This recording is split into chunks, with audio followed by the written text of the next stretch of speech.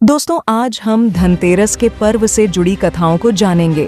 धनतेरस की संपूर्ण कथा का आधार समुद्र मंथन और यमराज से जुड़ी दो प्रमुख घटनाओं पर आधारित है, जो इस प्रकार है। समुद्र मंथन और भगवान धन्वंतरि की कथा। प्राचीन काल में देवताओं और असुरों के बीच अमृत प्राप्त करने के लिए समुद्र मंथन हुआ था। इस मंथन से कई बहुमूल्य रत्न और वस्तुएं उत्पन्न हुई। इनमें से एक दिन भगवान धन्वंतरि का अवतरण हुआ, जो अमृत कलश लेकर प्रकट हुए। धन्वंतरि आयुर्वेद के देवता माने जाते हैं और उन्हें स्वास्थ्य का प्रतीक माना जाता है। जब वे अमृत लेकर प्रकट हुए तो उनकी उपस्थिति से सभी में सुख और समृद्धि की भावना जागृत हुई। धनतेरस के दिन को धन्वंतरि जयंती के रूप में भी मनाया जाता है, क्योंकि इसी दिन भगवान धन्वंतरि समुद्र मंथन से प्रकट हुए थे। इस कारण धनतेरस के दिन स्वास्थ्य और आयुर्वेद से जुड़े कार्यों का भी विशेष महत्व होता है।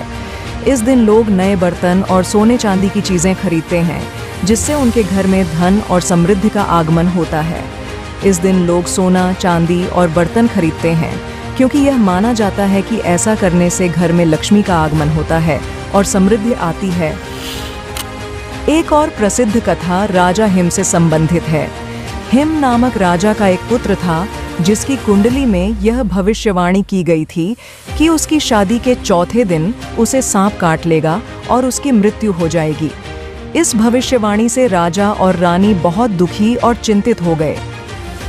जब राजकुमार का विवाह हुआ तो उसकी पत्नी को भी इस भविष्यवाणी के बारे में जानकारी थी।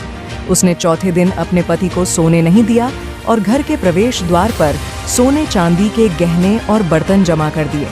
इसके अलावा उसने पूरे घर को दीपों से सजा दिया और भगवान विष्णु के भजनों का गायन किया। रात के समय जब यमराज सांप के रूप में आए तो घर के बाहर गहनों और बर्तनों की चमक और दीपों के प्रकाश से वे भ्रमित हो गए और अंदर प्रवेश नहीं कर सके। वे उस उजाले से चकाचौंध हो गए और रात भर बाहर बैठे रहे।